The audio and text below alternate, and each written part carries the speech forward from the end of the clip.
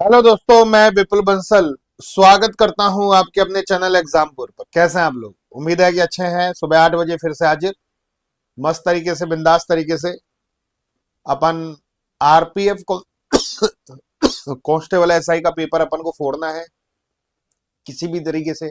RPF SI की जो date है वो आ चुकी है दिसंबर। आरपीएफ कांस्टेबल की डेट आना बाकी है, वो दिसंबर के एंड में, जनवरी के शुरुआत में वो भी पेपर हो जाएगा। 1 महीने का गैप लेके कांस्टेबल का, आरपीएफ कांस्टेबल का तैयारी की बात करें तो हमारे पास लगभग 1.5 महीने से थोड़े से दिन ज्यादा है। 1.5 महीने मतलब कम से कम मान के चलें 50 दिन है। 50 दिन में हमें बेहतरीन से बेहतरीन तैयारी करनी है, मस्त तरीके से, बिंदास तरीके से। तो सेशन स्टार्ट करते हैं। आज का बहुत ही खूबसूरत सा सेशन है और पूरे सेशन में बने रहना। अब मैं आपको ये क्वेश्चन कराने से पहले एक दो चीजें बता रहा हूं, बड़े ध्यान से सुनना। कि 2a = 3b = 4c, 2a = 3b = 4c। तो मुझे अगर एबीसी का अनुपात निकालना है तो मैं 4, 3 और 2 का लघुत्तम लूंगा। 4, 3 और 2 का लघुत्तम लूंगा। 4, 3, 2 का लघुत्तम होता है 12। 4, 3 और 2 का लघुत्तम होता है 12। 2a = 3b, मतलब मैंने अभी क्वेश्चन अभी बताया नहीं है, मैं एक एग्जांपल ले रहा हूं। 2a = 3b = 4c और मैं 4, 3, 2 का लघुत्तम लूंगा 12। 12 में 2 का भाग लगाया 6, 12 में 3 का भाग लगाया 4, 12 में 4 का भाग लगाया 3। तो ये बनेगा 6, 4, 3 एबीसी का अनुपात। ये बनेगा एबीसी का अनुपात। ये बनेगा एबीसी का अनुपात। ये बात क्लियर हो गई? हाँ, है ना? तो ऐसी इस क्वेश्चन में दे रखा है कि ए की आय का 10%, बी की आय का 15% और सी की आय का 20%, ये सब बराबर है। पूरी बात ध्यान से सुनना। ये चिल्ला चिल्ला कर कह रहा है कि ए की आय का 10%, बी की आय का 15% और सी की आय का 20%, ये सब आपस में क्या है? बराबर। वाह! क्या है पूरी क्लास? ए की आय का 10%, बी की आय का 15% और सी की आय का 20%, ये आपस में क्या है? बराबर है। ए की आय का 10%, बी की आय का 15%, सी की आय का 20%। 5 से काटूंगा मैं। 5 दूनी 10, 5 तिया 15, 5 चौका 20। तो ये बनेगा 2a = 3b = 4c। अब मैं अगर एबीसी का अनुपात निकालना चाहूं, क्या निकाल सकता हूं? क्या मैं एबीसी का अनुपात निकालना चाहूं तो निकाल सकता हूं? बिल्कुल। 4, 3, 2 का लघुत्तम कितना होता है? 12। 12 में 2 का भाग लगाओ 6, 12 में 3 का भाग 4, 12 में 4 का भाग लगाओ 3, 6, 4, 3, खत्म। और तीनों की टोटल इनकम कितनी है? 7800। उसमें बी क्या पूछा है? बी का पूछा है। तीनों का टोटल कितना है? 7800। तीनों का टोटल 6 और 4 10 और 3 13। 13 की वैल्यू 7800। 13 × 78 कितने गुना? 600 गुना। 13 × 78 600 गुना। तो केवल बी से मतलब 4 का 600 गुना 2400। ये लॉजिक है भाई इस क्वेश्चन का। पहला ही क्वेश्चन अल्टीमेट आ गया। 2400 बिल्कुल परफेक्ट, मस्त। सेकंड क्वेश्चन इसी तरीके से करना भाई।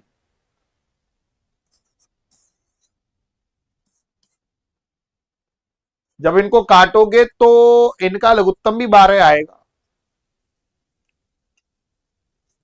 जब इनको काटोगे तो इनका लघुत्तम भी 12 आएगा। पूरी क्लास जल्दी से करके बताना कि क्या आंसर आएगा। पूरी क्लास फटाफट फटाफट तुरंत प्रभाव से।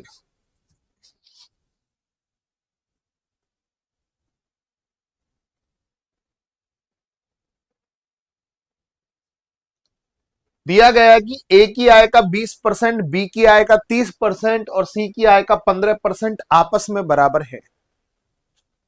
वाह भैया वाह! ए की आय का 20%, बी की आय का 30% और सी की आय का 15%, ये सब आपस में क्या है? बराबर। जय हो। ए की आय का 20%, बी की आय का 30%, सी की आय का 15%, ये सब आपस में क्या है, बराबर।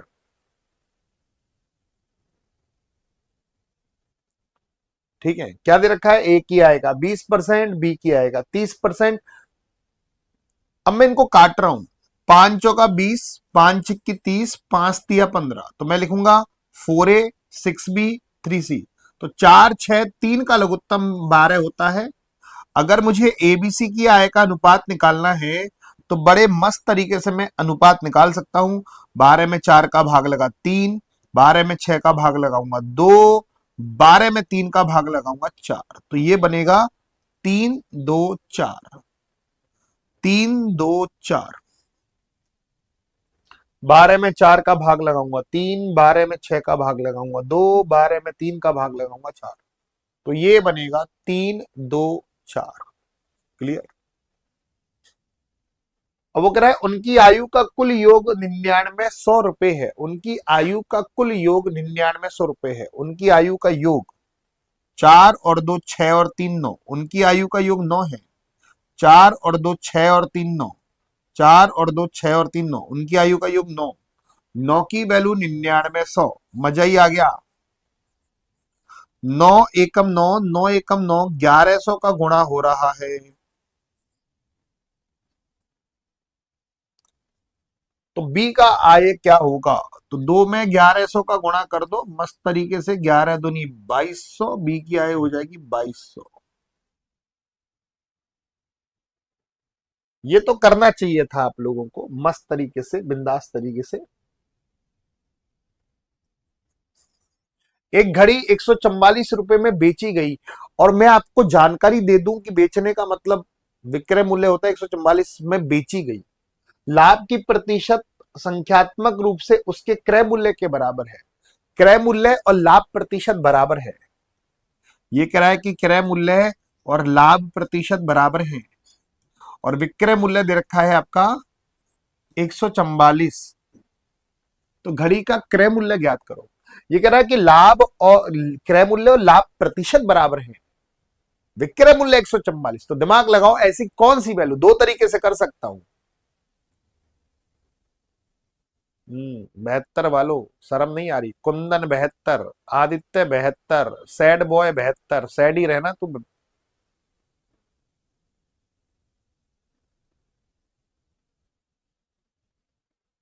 कुंदन, ओ कुंदन 72। अरे यार,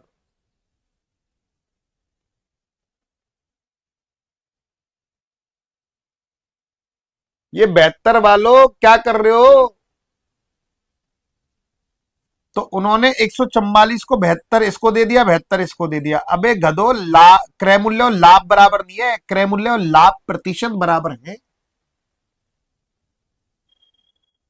तुम थोड़ा सा दिमाग लगाओ कि अगर आपका क्रय मूल्य 30 है और लाभ प्रतिशत 30% है, तो विक्रय मूल्य 60 हो जाएगा क्या। 30 और 30 60। अब एक क्रय मूल्य 30 रुपया है और लाभ प्रतिशत 30% है, तो आप 30 का 30% निकालोगे ना। 72 वालों, तुम्हें शर्म नहीं आ रही थोड़ी बहुत। ये 72 नहीं है, 72%, मतलब ये परसेंट है, लाभ का प्रतिशत है ये। क्रय मूल्य और लाभ प्रतिशत बराबर है। मान लो क्रय मूल्य 30 है और लाभ प्रतिशत 30 है, तो विक्रय मूल्य 60 थोड़ा ना आएगा। 30 का 30% निकालोगे ना।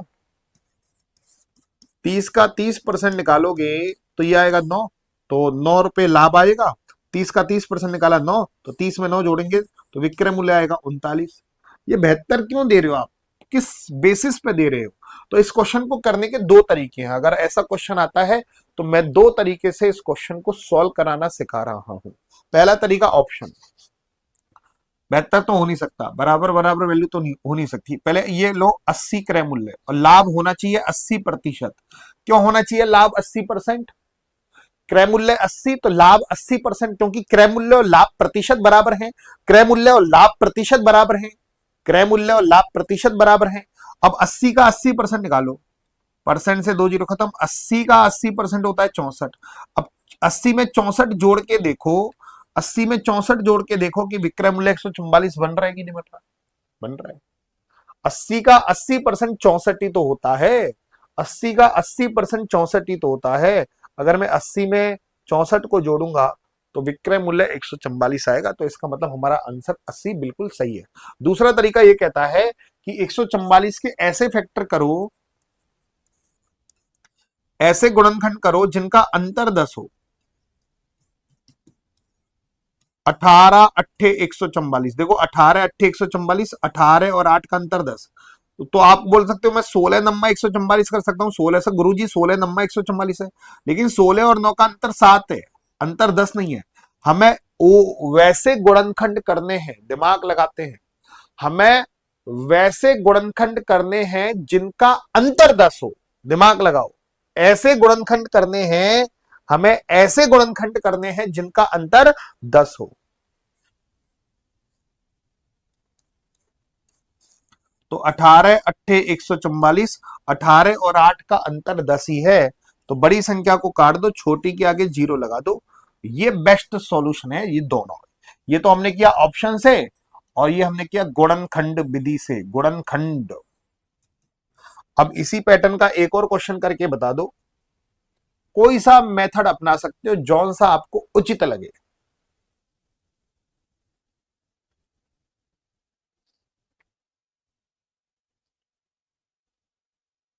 जो मेथड आपको उचित लगे वो आप मेथड अपना सकते हैं।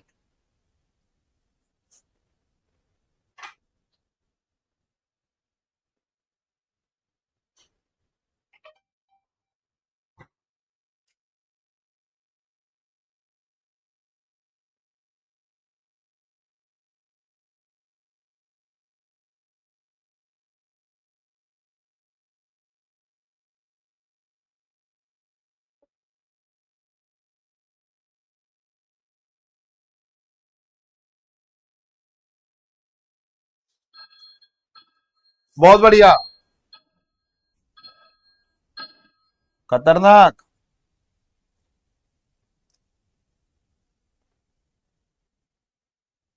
एक घड़ी 171 रुपए में बेची गई। आहा, 171 रुपए में बेची गई। उसकी लाभ की प्रतिशतता संख्यात्मक रूप से उसके क्रय मूल्य के बराबर है। क्रय मूल्य और लाभ प्रतिशत बराबर, और 171 में बेची गई, विक्रय मूल्य 171 है, तो 90 ही सही बैठ रहा है। अगर क्रय मूल्य 90 है तो लाभ 90% होना चाहिए। चेक कर लो, 90 का 90%, परसेंट से 2 जीरो खत्म, 9 नाम 81, 90 का 90% 81 होता है। अगर मैं 90 में 81 को जोड़ दूं तो विक्रय मूल्य 171 ही आएगा। तो 90 आंसर बिल्कुल सही है। या 171 के ऐसे दो गुणनखंड करो जिनका अंतर 10 हो। तो 19 नम्मा 171, देखो 19 और 9 का अंतर 10 ही है, और 19 नम्मा 171 होता है। तो बड़े को काट के छोटे के आगे जीरो लगा देना। ये दोनों सॉल्यूशन बेस्ट सॉल्यूशन है। क्लियर हो गया। अगर मैं कहूं कि 1/2, 1/3 और 1/4, इसको कैसे सॉल्व करते हैं? इनका लघुत्तम लेते हैं। किनका लघुत्तम लेते हैं? 2 3 4। अब 2 3 4 का लघुत्तम कितना होता है? 12। इनके लघुत्तम का गुणा कर दो, इनके लघुत्तम का गुणा कर दो। तो मैं आपसे कहूंगा कि बाबू 2 3 4 का लघुत्तम कितना होता है? 12। तो इन सब में 12 का गुणा कर देते हैं। 12 में 2 का भाग लगाऊंगा 6, 12 में 3 का भाग लगाऊंगा 4, और 12 में 4 का भाग लगाऊंगा 3। तो 6 4 3। अब आप लोग बताओ कि इसका अनुपात क्या बनेगा? 1/3, 1/5, 1/15। इनका लघुत्तम 15 है। सोच समझ के आंसर देना पूरी क्लास। तुरंत इनके लघुत्तम का गुणा करो, तुरंत प्रभाव से जल्दी से बताओ क्या आंसर आएगा।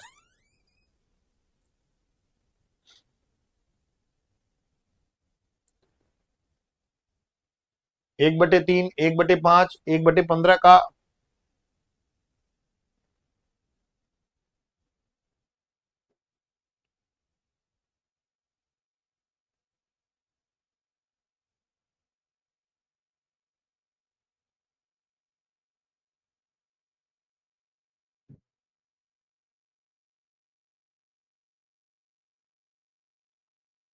इनका लघुत्तम में 15, 15 में 3 का भाग लगाओ 5, 15 में 5 का भाग लगाओ 3, और 15 में 15 का भाग लगाओ 1। ये इनका क्या हो गया? रेशो हो गया 5 3 1। इस क्वेश्चन को फोड़ के बताना, जिगर के छल्लो, और बड़े मस्त तरीके से फोड़ के बताना भाई। 40 सेकंड दे रहा हूं पूरा, पूरे 40 सेकंड। पहले आप उनका अनुपात निकालोगे मस्त वाला।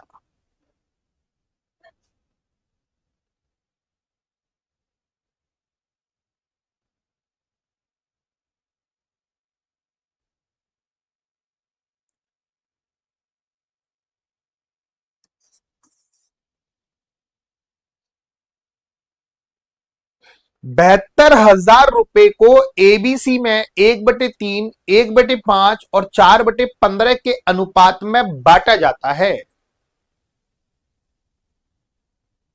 1/3, 1/5 और 4/15। ध्यान रखना है 4/15, 1/15 नहीं है।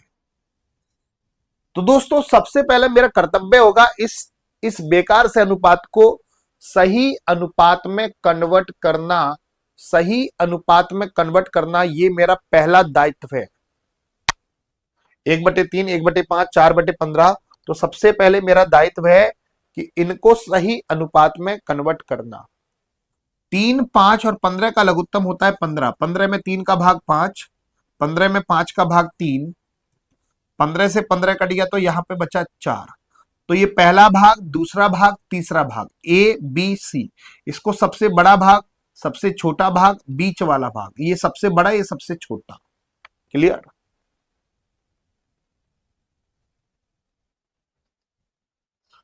₹72,000 सबसे बड़े और सबसे छोटे भाग का अंतर क्या होगा? अच्छा, तीनों का कितना है? 72,000। तो 4 और 3 7 और 5 12।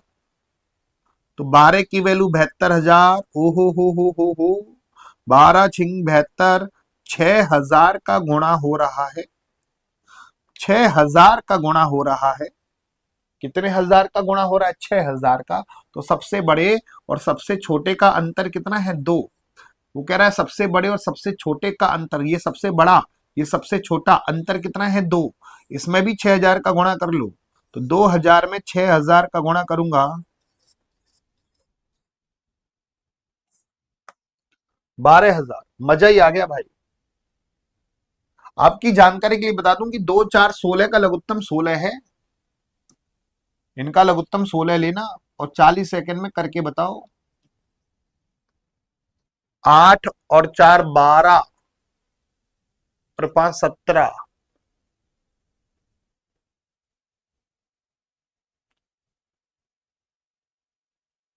मेरा तो ऑरली आ गया, तुम्हारा पता नहीं। मगर मच्छो बिल्कुल परफेक्ट उत्तर आना चाहिए। 68,000 को एबीसी में 1/2, 1/4, 5/16 के अनुपात में बांटा जाता है। 1/2, 1/4 और 5/16 के अनुपात में बांटा जाता है। तो अगर मैं 2, 4, 16 का लघुत्तम लूं, 16 ही आएगा। पहले बढ़िया अनुपात बनाओ इनका, तभी क्वेश्चन सॉल्व करने में बड़ा मजा आएगा। 16 में 2 का भाग लगाया 8, 16 में 4 का भाग लगाया 4, 16 से 16 कट गया तो बचा 5। तो ये ए बी सी का अनुपात, ये सबसे बड़ा भाग, ये सबसे छोटा भाग। अब तीनों का भाग कितना दे रखा है बाबू? 68,000। तो 8 और 4 12 और 5 17। मजा ही आ गया। 17 चौका 68, 4,000 का गुणा, तीनों का भाग 68,000 है। तीनों का भाग 68,000 है। 8 और 4 12 और 5 17। 17 की वैल्यू 68,000। 17 चौका 68, 4,000 का गुणा। तो पहले और दूसरे भाग, पहले और सबसे बड़े और सबसे छोटे भाग का अंतर कितना है? 4। इसमें 4,000 का गुणा करो। तो भाई 4 में भी 4,000 का गुणा करेंगे, 4 में 4,000 का गुणा करेंगे तो 16,000।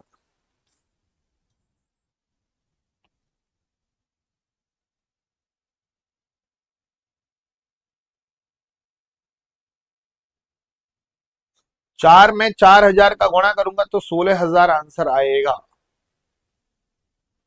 उम्मीद करते हैं कि ये बात आप तक बिल्कुल अच्छे से क्लियर हो गई होगी, मस्त तरीके से। चलिए ब्याज की प्रभावी वार्षिक दर जो अर्धवार्षिक आधार पर दे 6% वार्षिक की नामांकित दर से मेल खाती है। अर्धवार्षिक दर को आधा कर दो, समय को दुगना। समय वार्षिक है तो समय हो जाएगा 2। अर्धवार्षिक के केस में क्या होता है, आप बताओ, ईमानदारी से बताओ, अर्धवार्षिक के केस में क्या होता है, सबको पता है। अर्धवार्षिक के केस में क्या होता है, दर आधी समय दुगना, दर आधी समय दुगना। वाह, दर को आधा कर दो, 6 का आधा कितना होता है, 3। दर आधी समय दुगना। अब ये बताओ 3% का 2 साल का चक्रवर्ती ब्याज, सब भी बता सकते हैं इसको।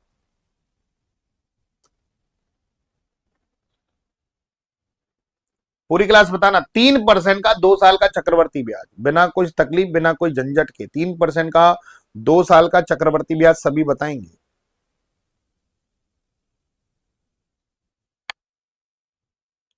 बताओ, 3% का 2 साल का जो चक्रवर्ती ब्याज होता है वो 6.09% होता है ना।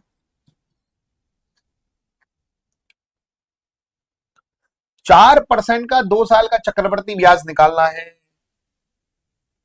4% का 2 साल का चक्रवर्ती ब्याज निकालो पूरी क्लास, तुरंत तुरंत।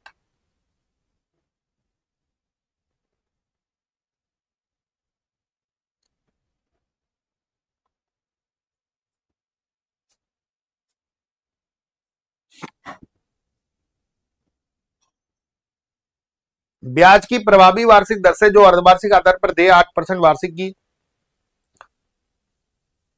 अब आपकी दर कितनी है, 8%, और अर्धवार्षिक लग रहा है, अर्धवार्षिक में इसको आधा कर दो और समय हो जाएगा 2। पहले वार्षिक 1 साल का मामला पूछ रहा था, अब 2 साल का हो जाएगा मामला। 4% का 2 साल का जो चक्रवर्ती ब्याज होता है वो 8.16% होता है। टेबल याद है चक्रवर्ती ब्याज की?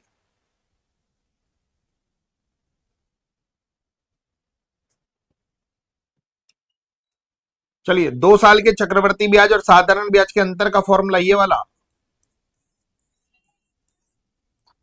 ये 2 साल का चक्रवर्ती ब्याज और साधारण ब्याज का अंतर, 2 साल के चक्रवर्ती ब्याज और साधारण ब्याज के अंतर का फॉर्मूला होता है पी डी बराबर PR² बटे 10,000।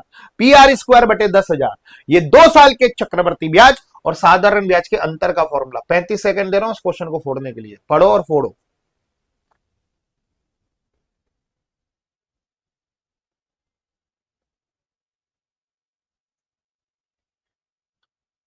किसी धनराशि पर 4% वार्षिक की दर से 2 वर्ष के साधारण ब्याज और चक्रवर्ती ब्याज का अंतर कितना है, 1 रुपया। तो धनराशि क्या है, ये फॉर्मूला लगा लो। हुआ? अच्छा, अंतर कितना है, 1 रुपया। धनराशि निकालनी है, दर कितनी है, 4% दर है ना, तो 4 का स्क्वायर कितना हो गया, 16 हो गया, और बटे 10,000। Question solve. 16 छिक्की 96, 16 दूनी 32, 16 पंजे 80, 625 का 1 से गुणा करूंगा तो 625। इसका एक और तरीका बताता हूं, विदाउट फॉर्मूला। अगर 2 साल, और बहुत अच्छा लॉजिक है, आप वाह वाह करने लगोगे, देखो मजा आने जा रहा है, बहुतों को पता भी होगा। अच्छा, दर कितनी है, 4%, तो 4% का मतलब होता है 1/25।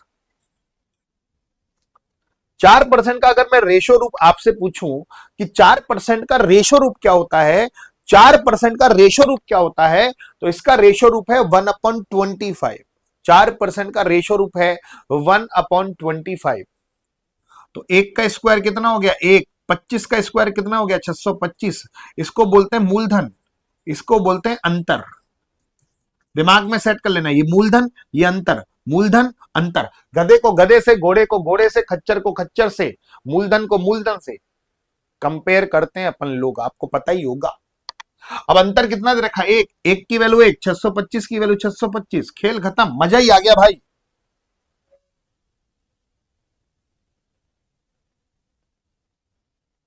अब इसमें दर नहीं दे रखा, ये मेथड तभी अपनाना जब आपकी दर दे रखी हो, दर दे रखा हो तभी तो कर पाएंगे।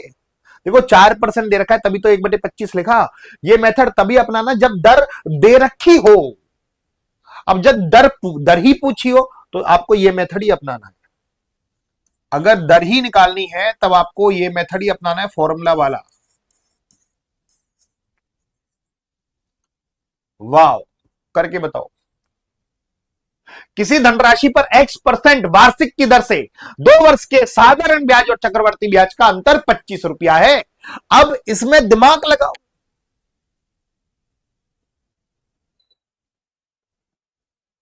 दर बुझिए, दर।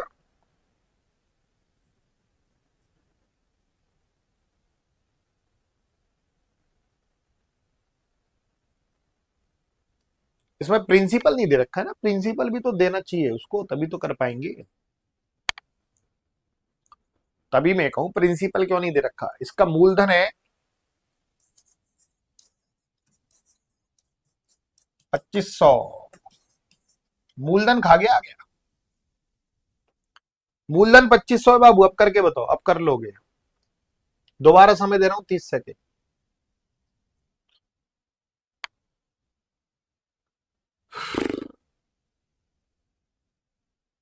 पता नहीं इन इन गधों का आंसर कैसे आ रहा था बिना मूलधन के। मैं तो ये ताज्जुब कर रहा हूं, इनका आंसर कैसे आ रहा है। जो 5-5 आंसर दे रहे हैं वो किस बदौलत आंसर आ रहा है, मेरे को तो यूं तो समझाओ।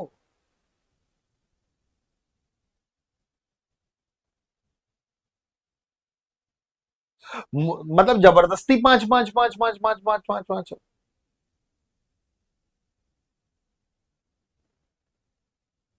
जबरदस्ती 5।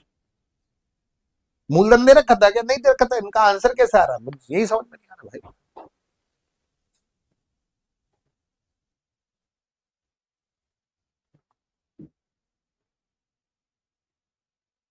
क्या कह रहे हो। ये पिच के टूथपेस्ट में से 1 किलो टूथपेस्ट निकाल सकते हैं तो आंसर भी तो निकाल सकते हैं। हाँ यार, ये बात तो सही है यार। ये निचड़े हुए टूथपेस्ट में से जब तुम 1 किलो टूथपेस्ट निकाल सकते हो बेलन घुमा घुमा के, चक्कू से काट काट के, तो तुम आंसर भी तो निकाल सकते हो ना, कौन सी बड़ी बात है। सही बोला है तू तो, सही बोला है। वाह, क्या सोच है रे तेरी।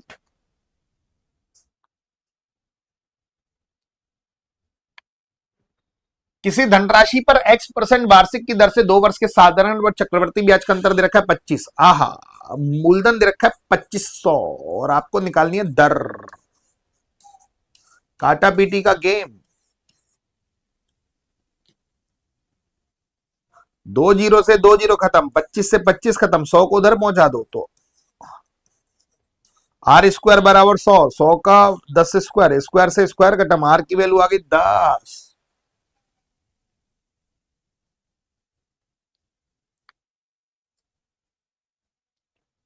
नंबर लाइन सबसे बेस्ट है।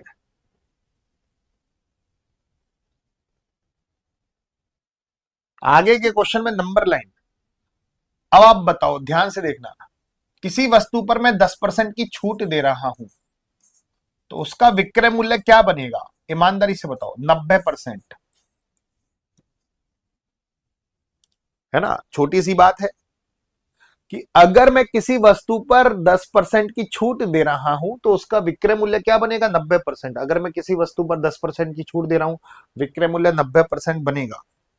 अब दिमाग लगाना कि अगर मैं किसी वस्तु को 80% विक्रय मूल्य है तो उस पर छूट कितनी होगी, ये बता दो।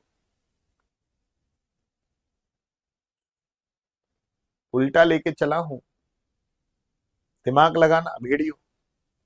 अगर मैं किसी वस्तु का विक्रय मूल्य 80% बोलूं तो छूट कितना परसेंट होगी, दिमाग लगा सकते हो क्या भेड़ियो।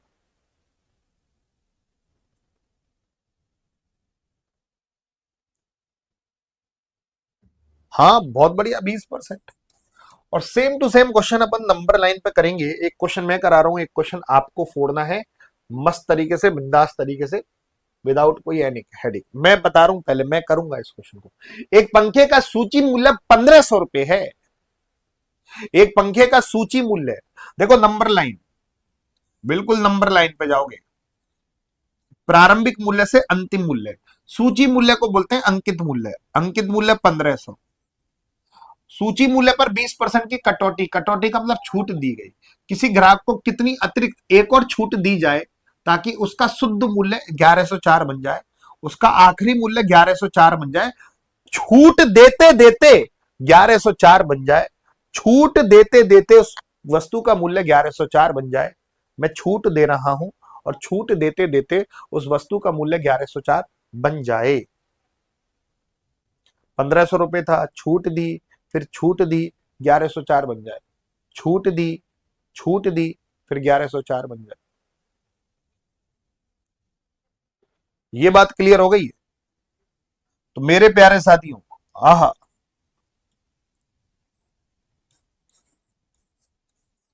1500 था, 1104 बन जाए, मजा आ गया। अच्छा, पहली छूट कितने की है? 20% कटौती। 20% कटौती दी गई, 20% कटौती दी गई। 20% का मतलब होता है 80% हो गया। अच्छा, मूल्य कितना था? 1500, 20% की कटौती की गई तो वस्तु का मूल्य हो गया 80%। एक और कटौती की गई, हमें नहीं पता कितनी कटौती की गई भाई, इस पर तो 20% की कटौती की गई, तभी तो विक्रय मूल्य 80% बना। एक और कटौती की गई तभी तो ये बना। अब ये निकालना है, मकसद ये है, मकसद मत भूलना दोस्तों, ये है, ये मकसद निकालना ये है। अब दिमाग लगाओ, नंबर लाइन है, 1500 मूल्य था, 20% की छूट दी तो विक्रय मूल्य बना 80%, एक और छूट दी गई तो विक्रय मूल्य ये बना, तो अंत में मूल्य आया 1104। बिल्कुल नंबर लाइन पे फोड़ना है इसको। 1 2 3, 1 2 3,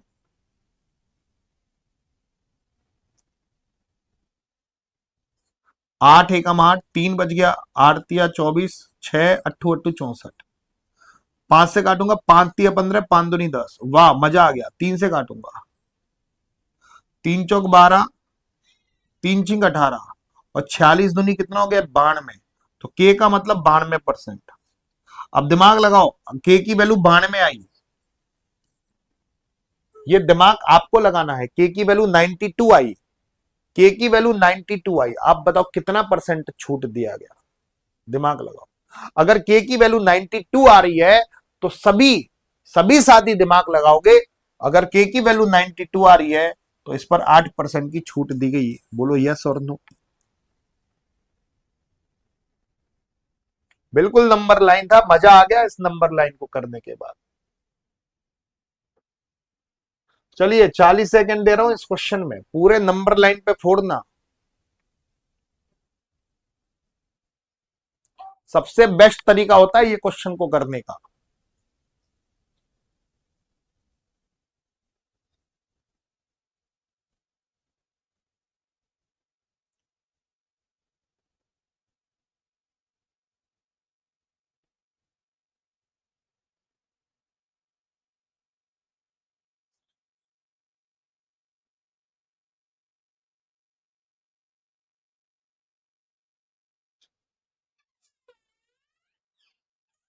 पूरी क्लास बहुत बढ़िया।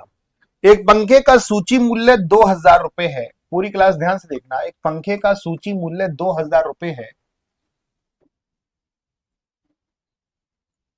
उस पर 20% की कटौती की जाती है। 20% की कटौती कर रहा हूं तो उस वस्तु का मूल्य हो गया 80%।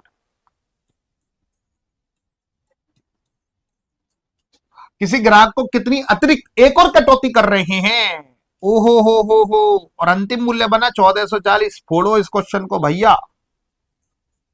1 2 3 4, 1 2 3 4, 18 दूनी 8 दूनी 16,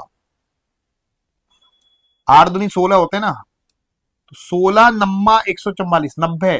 तो के की वैल्यू आ गई 90, और के की वैल्यू 90 आ गई तो इसका मतलब 90 का मतलब 10% का डिस्काउंट दिया गया। मजा ही आ गया भाई।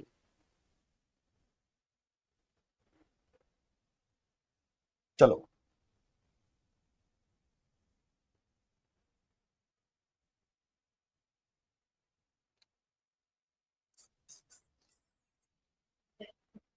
40 सेकंड दे रहा हूं बस क्वेश्चन को फोड़ने के लिए। बहुत बढ़िया, और ढंग से फोड़ना। ये कह रहा है इवनिंग में क्लास नहीं होती है क्या? रिसर्च किया है तो इवनिंग में होती है कि नहीं होती? देखो सभी साथी बताएंगे इवनिंग में कितने बजे होती है। 9 बजे होती है मेरी। ए और बी मिलकर एक काम को 8 दिन में पूरा कर सकते हैं, बी और सी मिलकर उसे 6 दिन में, सी और ए मिलकर उसे 10 दिन में पूरा कर सकते हैं, तीनों साथ मिलकर कितने दिन में करेंगे? वाह। ए और बी मिलकर किसी काम को 8 दिन में कर सकते हैं, बी और सी मिलकर उसे 6 दिन में कर सकते हैं, और सी और ए मिलकर उसे 10 दिन में कर सकते हैं। इनका लघुत्तम लो, इनका लघुत्तम 120 है।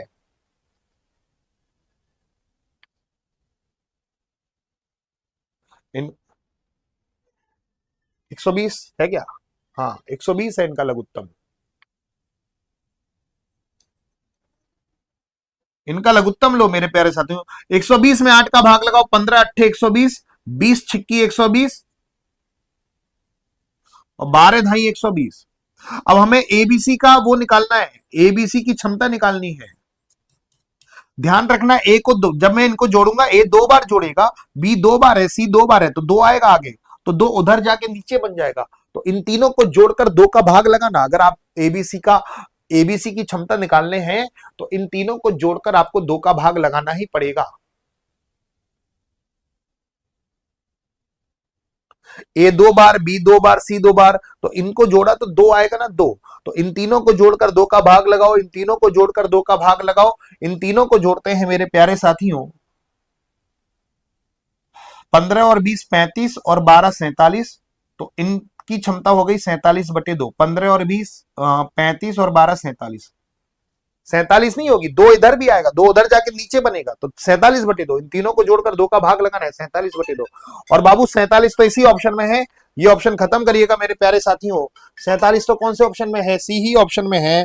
तो मैं इस ऑप्शन को खत्म कर सकता हूं, ऑप्शन से कर सकता हूं इन क्वेश्चनों को मस्त तरीके से, बिंदास तरीके से। कि तीनों मिलकर उस काम को कितने दिन में करेंगे? 120 में 47/2 का भाग लगा दो, खत्म।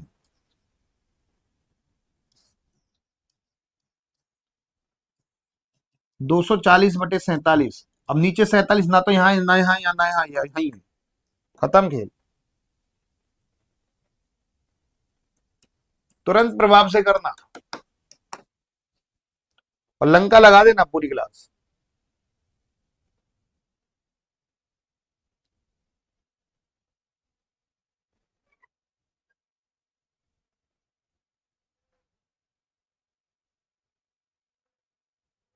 ए और बी मिलकर एक काम को 10 दिन में पूरा कर सकते हैं, बी और सी मिलकर उसे 12 दिन में पूरा कर सकते हैं, और सी और ए मिलकर उसे 20 दिन में पूरा कर सकते हैं।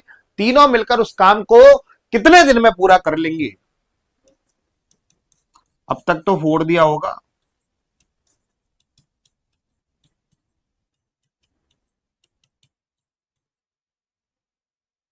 वाह! ए और बी मिलकर 10 दिन में, बी और सी मिलकर 12 दिन में, सी और ए मिलकर 20 दिन में, ए और बी 10 दिन में, बी और सी 12 दिन में, सी और ए 20 दिन में। मेरे प्यारे साथियों, इनका लघुत्तम है 60।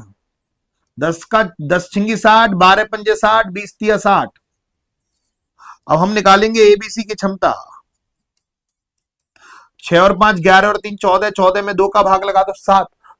7 आएगा, 2 का भाग जरूर लगाना है, 2 का भाग नहीं लगाए तो मामला बेकार हो जाएगा। 6 और 5 11 और 3 14, 14 में 2 का भाग लगेगा 7, और 7 तो इसी ऑप्शन में है। तीनों मिलकर उस काम को 60/7 दिन में कर लेंगे। 7 8 56, 8 सही 4/7। बड़ा मस्त क्वेश्चन था, और अगला क्वेश्चन भी बड़ा मस्त है, बड़े ध्यान से करना। इस क्वेश्चन में पूरे 40 सेकंड दे रहा हूं, पूरे 40 सेकंड।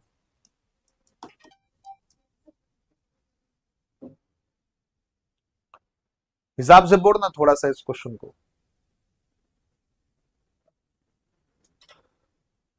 ये कर दो, मान जाऊं तो।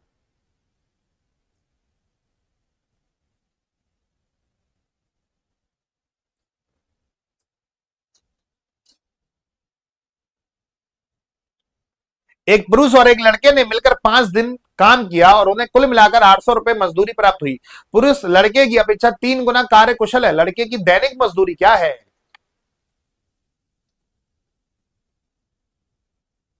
लड़के की दैनिक मजदूरी पूछा है, लड़के की दैनिक मजदूरी 40 बोल रहे हैं सब। बिट्टू बोल रहा है 56। बिट्टू क्या खा, सैड बॉय बिट्टू क्या खा के आया तू? आज गलत ही गलत आंसर दे रहा है सुबह से।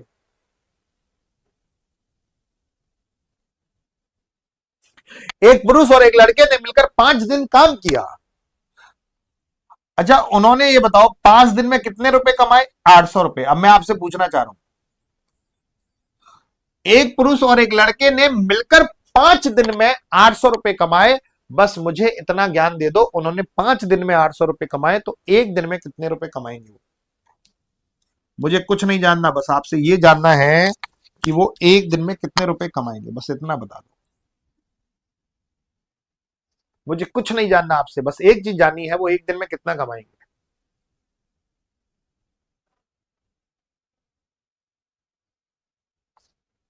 5 का भाग लगा दो, 160 रुपए। 800 में 5 का भाग लगाया, 160। तो एक पुरुष और एक लड़का टोटल 160 रुपए कमा रहे हैं। पुरुष और लड़का एक दिन में 160 रुपए कमा रहे हैं, है ना। एक पुरुष और एक लड़का मिलकर दोनों 160 रुपए कमा रहे हैं एक दिन में। अब वो कह रहा है कि पुरुष लड़के की बचत तिगना कार्य कुशल है, तो क्षमता के अनुसार पैसा मिलता है। पुरुष तिगना अच्छा है लड़के से, तो पुरुष को तिगना पैसा मिलेगा लड़के से। पुरुष लड़के का 3 गुना अच्छा है, पुरुष लड़के की अपेक्षा तिगना अच्छा है, तो उसको 3 गुना पैसा मिलेगा लड़के की अपेक्षा। अगर पुरुष लड़के को मिलेगा 1 रुपया, तो पुरुष को मिलेगा 3, दोनों को मिल रहा है 4। गधे को गधे से, योग को योग से, तो दोनों को मिल रहा है 160 एक दिन में। तो कितने गुना? 40 गुना। लड़के का मजदूरी पूछा है तो 40 रुपया आ जाएगा ना। लड़के की दैनिक, दैनिक मतलब एक दिन, पहले एक दिन का टोटल निकाल लिया दोनों का, फिर लड़के की एक दिन की आय निकाल ली 40 रुपया।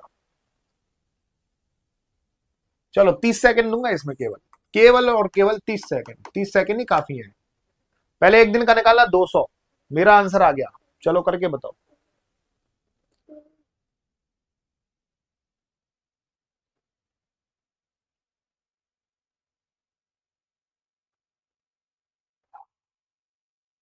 पूरी क्लास अच्छे से करना भैया सवाल को। एक पुरुष और एक लड़के ने मिलकर 8 दिन काम किया और उन्हें कुल मिलाकर 1600 रुपए मजदूरी प्राप्त हुई। एक पुरुष और एक लड़के ने मिलकर 8 दिन काम किया और उन्हें कुल मिलाकर 1600 रुपए मजदूरी मिली। ओ हो। 8 दिन में कितना कमा रहे हैं वो? 1600 रुपए कमा रहे हैं। तो एक दिन में कितना कमाएंगे? 8 का भाग लगा दो, 200 रुपए कमाएंगे एक दिन में। 200 रुपए। कौन? पुरुष और लड़के मिलकर एक दिन में 200 रुपए कमाएंगे। तो मैं बोल सकता हूं पुरुष और लड़के मिलकर 200 रुपए कमा रहे हैं एक दिन में। एक दिन की आय आ गई है। वो कह रहा है पुरुष लड़के की अपेक्षा तिगना कार्य कुशल है। पुरुष लड़के की अपेक्षा तिगना है। 200 रुपए को 3 और 1 के अनुपात में बांट दो। 3 और 1 4, 4 की वैल्यू 200, 50 गुना। लड़के का पूछा है तो 1 का 50 गुना 50, खत्म, खेल खत्म। 50 is the right answer.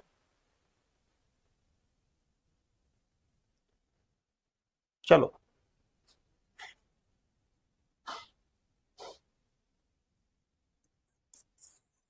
40 second.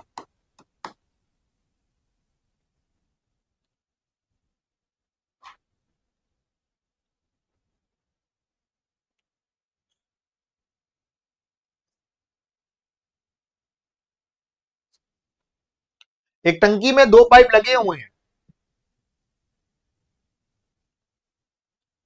एक इसको 8 घंटे में पानी से भर सकता है, दूसरा 5 घंटे में खाली कर सकता है। इनका लघुत्तम 40 होगा। यदि टंकी का 3/4 भाग पानी से भरा हुआ है, 40 का 3/4 होता है, 30 भाग भरा हुआ है, तो 30 में 13 का भाग लगा दो। 30 में 13 का भाग, 30 में 13 का भाग, 30 में 13 का भाग, नहीं 30 में 3 का भाग, ये आंसर आ जाएगा। चलो साला ऐसा मुक्का मार दूंगा नाक में, डुक्क मारूंगा नाक में, नाक दो चक जाएगी। एक इसको 8 घंटे में भर सकता है, सबका गलत है। कोई पाइप ए इस टंकी को 8 घंटे में भर सकता है, दूसरा पाइप इसे 5 घंटे में खाली कर सकता है। ये भरने वाला, ये खाली करने वाला। 8 और 5 का लघुत्तम 40। 40 में 8 का भाग लगाओ 5, 40 में 5 का भाग लगाओ 8।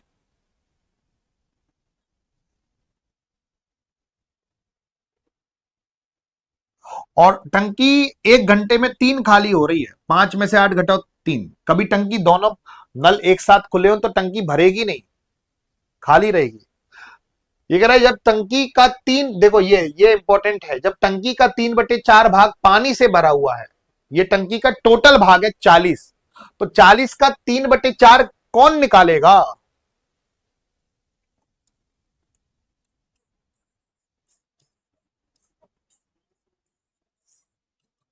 तो 30 भाग, सही है आपका आंसर 10।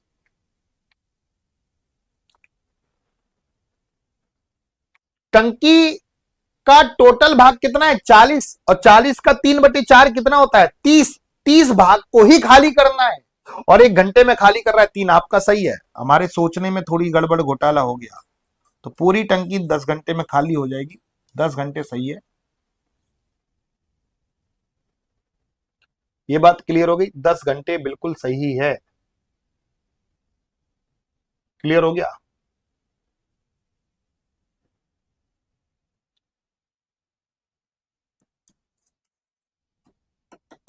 चलो, विक्रय मूल्य समान है और दोनों के प्रॉफिट परसेंटेज और लॉस परसेंटेज भी समान है।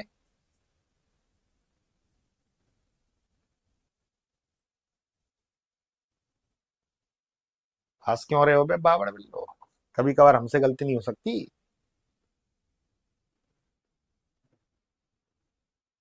गुरुजी भी भांग धतूरा खाए आज लगता है। बेटा वो तो मैं चेक कर रहा था कि तुम्हारा ध्यान है कि नहीं है।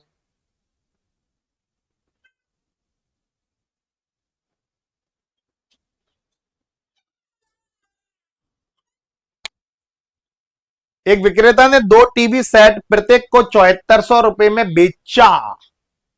एक पर उसे 10% का लाभ हुआ और दूसरे पर उसे 10%।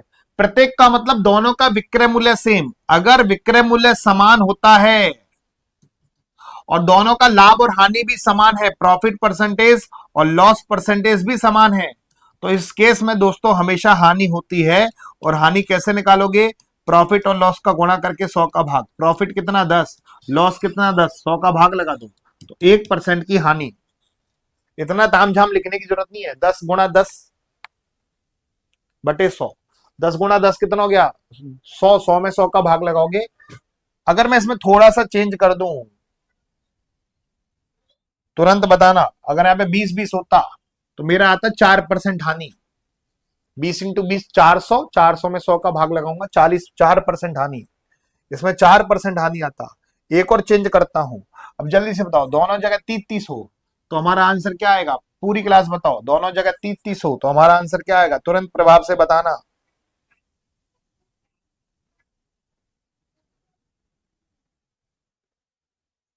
अब दोनों जगह 30-30 है तो हमारा आंसर क्या आएगा, 9% आएगा ना। 30 इंटू 30/100 तो मैं बोल सकता हूं 9% हानि। कल से चैप्टर स्टार्ट हो रहे हैं, याद रखना, आरपीएफ कांस्टेबल एसआई में 15 दिन 15 चैप्टर। कौन कौन तैयार है कल से चैप्टर पढ़ने के लिए। कल पढ़ाऊंगा मैं नंबर सिस्टम सुबह, परसों पढ़ाऊंगा एचसीएफ एलसीएम, दशमलव भिन्न, सरलीकरण, प्रॉफिट लॉस, साधारण ब्याज, चक्रवर्ती ब्याज, रेशो, अनुपात, ऐसे मामला चलेगा पूरे 10-15 दिन। सुबह अब 8 बजे वाली क्लास में मैं परसेंटेज पढ़ा रहा हूं, तो 15 दिन 15 टॉपिक लेके कल से हमारे चैप्टर स्टार्ट हो रहे हैं। कल सुबह से कौन कौन तैयार है एक बार दिल भेज दीजिएगा चैप्टर के लिए। फिर 15 दिन के बाद से फिर मॉडल पेपर स्टार्ट करेंगे मस्त तरीके से। चलिए बहुत बढ़िया। एक रेलगाड़ी अपनी सामान्य चाल की 7/11 चाल से चलकर किसी स्थान पर 22 घंटे में पहुंचती है। देखो, चाल और समय एक दूसरे के व्युत्क्रमानुपात होते हैं, बिल्कुल ध्यान से सुनना। एक रेलगाड़ी अपनी सामान्य चाल की 7/11 से चलकर, सामान्य चाल है 7/11, और चाल और समय एक दूसरे के व्युत्क्रमानुपात होते हैं। चाल कितनी है 7/11, तो समय कितना है बाबू 11/7। चाल कितनी है 7/11 और समय कितना है बाबू 11/7। चाल कितनी है 7/11, समय कितना है 11/7। समय को उल्टा कर दिया ना। सामान्य चाल की 7/4 से चलकर 22 घंटे में पहुंचती है। यदि रेलगाड़ी अपनी सामान्य चाल से चले तो कितने समय, नीचे वाला होता है सामान्य और ऊपर वाला होता है वर्तमान, जिससे वो चल रही है अभी। ये तो सामान्य जिससे चलती है, डेली चलती है, और अभी करंट में जिससे चल रही है। नीचे वाली चीजें होती है सामान्य, ऊपर वाली चीज वर्तमान में जो स्थिति है। अभी वो कितना समय ले रही है, 22 घंटे में पहुंचती है, तो सामान्य समय कितना होगा? तो ये सामान्य समय, ये वर्तमान, तो अभी कितने घंटे ले रही है? 22। 11 की वैल्यू 22, तो 7 की वैल्यू 14। तो आप जो 14 बोल रहे हैं गलत हो जाएगा, 14 वालों गलत है। वो पूछ रहा है समय, कितने समय की बचत होगी, और बचत का मतलब होता है अंतर। तो पहले अब वाले समय और पहले वाले समय, सामान्य समय और जो अब समय लग रहा है, इनका अंतर निकालना है। ये बचत नहीं दिख रहा तुम्हें? जबरदस्ती तुम 14 आंसर बोले जा रहे हो। अगर कहा कहता कि सामान्य समय कितना है, तब मैं 14 आंसर देता। अगर वो बोलता कि सामान्य समय कितना है, तो मैं 14 आंसर देता। सामान्य समय कितना है, तो मैं 14 आंसर देता। सामान्य समय नहीं पूछा, बचत पूछी है। तो दोस्तों 22 में से 14 को घटाओगे, 8 घंटे की बचत हो जाएगी। 14 गलत है। अच्छे अच्छे क्वेश्चन को इसको गलत कराते हैं।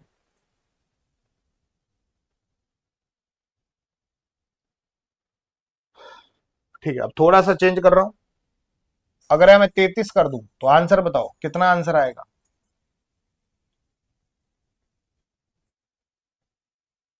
जल्दी से बताओ पूरी क्लास। 21 घंटे, 12 घंटे, 7 घंटे, 16 घंटे।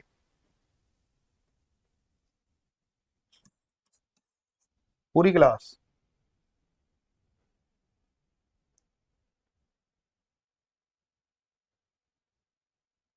एक रेलगाड़ी अपनी सामान्य चाल की 7/11 से चलकर किसी स्थान पर 33 घंटे में पहुंचती है।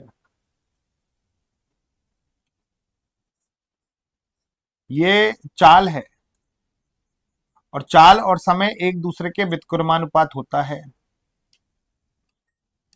7/11 का मैं उल्टा कर दूंगा तो 11/7 ही आएगा।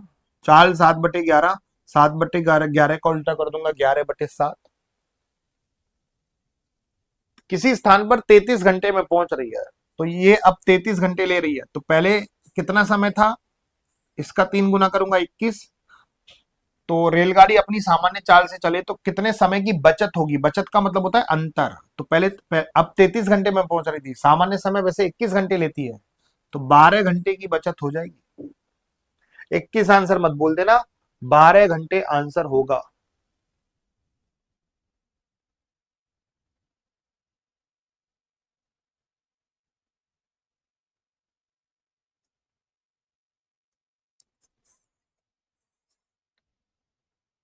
सुनो, एक आयताकार क्षेत्र का परिमाप 160 है।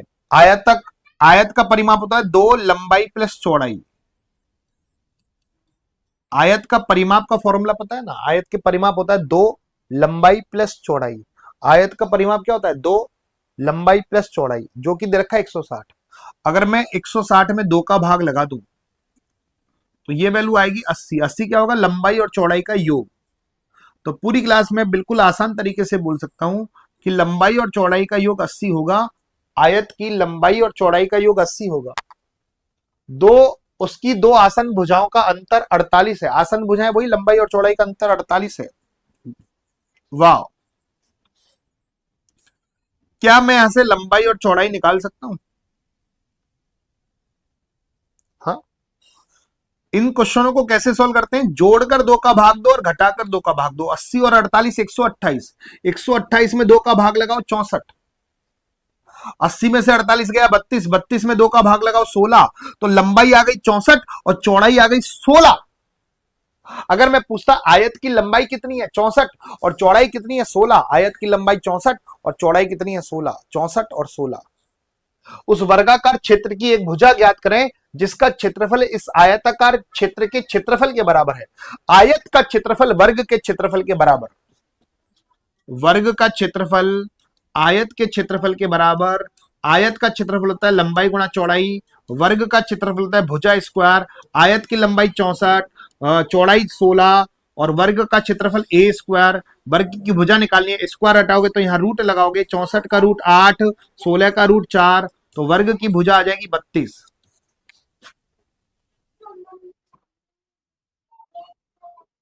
फटाफट फटाफट, वर्ग की भुजा आ जाएगी 32।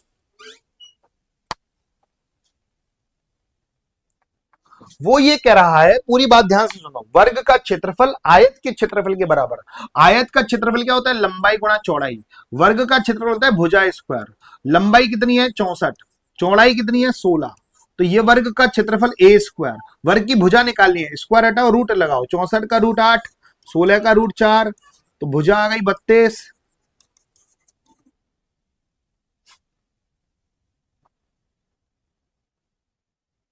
32 मीटर। कैसा लगा सेशन? मजा आ गया कि आज का सेशन बड़ा अच्छा क्वेश्चन था, और ये क्वेश्चन बड़ा अच्छा लगा होगा। एक क्वेश्चन मैं होमवर्क के लिए दे रहा हूं, ये आपको होमवर्क के रूप में करना है, और जो हमारे नंबर से नहीं जुड़ा है वो हमारे नंबर से जरूर जुड़ जाए, 8700126421। चलिए, बहुत बढ़िया।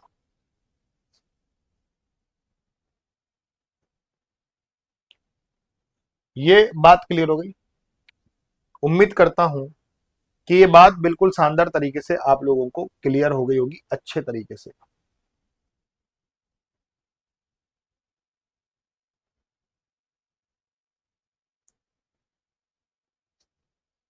और मैं आपको एक दो चीजें और बता देता हूं, ध्यान से देखना। परिश्रम महाबैच मिल रहा है 1299 रुपए में। इसके संग आपको सामान्य अध्ययन और सामान्य ज्ञान की बुक भी फ्री में मिल रही है। लाइफ टाइम वैलिडिटी है, 40 से ज्यादा कोर्सेज हैं 2023 के और 2024 के, 40 से ज्यादा कोर्सेज परिश्रम महाबैच में। सबसे खास बात है इस बैच की कि आपको लाइफ टाइम वैलिडिटी मिल रही है। आरपीएफ कांस्टेबल एसआई का टारगेट जो बैच है वो मिल रहा है 249 रुपए में। आरपीएफ एसआई का डेट आ चुका है एग्जाम का, दिसंबर में एग्जाम है। कांस्टेबल का भी दिसंबर लास्ट या जनवरी के शुरुआत में होगा, तो ये बिल्कुल टारगेट लेके चल रहे हैं। ये 13 अक्टूबर तक ये प्राइस है 249 रुपए, कल तक 199 था, अब 249 हो गया है। अब 13 अक्टूबर के बाद 699 हो जाएगा, तो टारगेट बैच ले सकते हैं आरपीएफ कांस्टेबल का टारगेट बैच। मजा आ जाएगा आपको इस बैच में, और सारी क्लासेस 25 सितंबर से स्टार्ट हो चुकी हैं। टारगेट बैच में हम 3-4 चैप्टर पढ़ा भी चुके हैं, तो उनका रिवीजन कर लेना, अभी समय नहीं निकला। टारगेट बैच ले सकते हो आज ही। 200 200 400 500 रुपए का लोभ मत किया करो टीचरों के लिए पूरे साल भर, 2 साल में। अगर 2 साल में आप बजट लगाओ, 3000 रुपए भी आपके खर्च हो गए टोटल मिला मिलू के। मतलब अपन वो अपने लिए तो खर्च कर रहे हो, हमारे लिए तो उतना खर्च कर रहे हो। कोई कोर्स लेने में, कोई किताबें लेने में, कोई नोट्स लेने में, 3-4 कोर्स लेने में, टोटल 2 साल में आपके, 1-2 साल में 2-3 हजार रुपए भी खर्च हो गए, कोई बड़ी बात नहीं है इसमें। ठीक है, ये अपने आगे भविष्य के लिए कर रहे हो ना, कमाने के लिए, तो कुछ ना कुछ तो करना पड़ेगा। याद रखना, एक बैच एप्लीकेशन, 1 घंटे एप्लीकेशन और 1 घंटे यूट्यूब, ये 2 घंटे आपको देने ही पड़ेंगे। यूट्यूब से काम नहीं चलता, 1 घंटे एप्लीकेशन पर भी देना पड़ेगा। कोर्स जरूर ले लेना। चलिए आज का सेशन समाप्त करते हैं। धन्यवाद, thank you, tata, bye bye. शिकारी वालों 1 बजे मिलना, शिकारी की क्लासेस 1 से स्टार्ट हो गई हैं। बैच अब कर दिया है हमने क्लोज, अब एडमिशन नहीं ले सकते। 2-4 स्टूडेंटों के एप्लीकेशन में दिख रहा होगा शिकारी बैच, उनका भी हट जाएगा। अब जिन्होंने ले लिया ले लिया, अब पछतात हो चिड़िया जब चुग गई खेत। ठीक है, चलिए आज का सेशन समाप्त करते हैं। धन्यवाद, thank you, tata, bye bye, love you all.